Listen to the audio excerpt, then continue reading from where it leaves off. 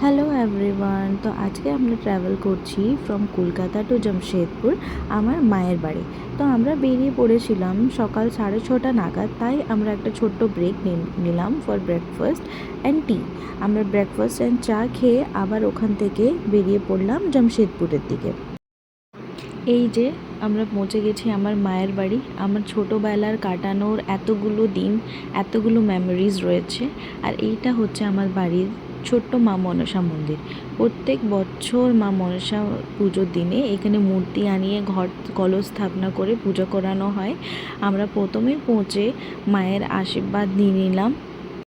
বিয়ের পর মায়ের বাড়ি আসার একটা আলাদাই এক্সাইটমেন্ট থাকে। All the married women can relate this feeling, তাই না?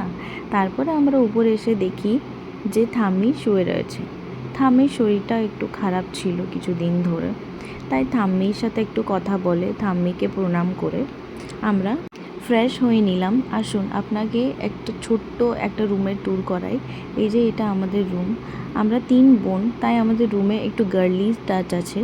এই যে এটা আমাদের সাজুগুজু জায়গা।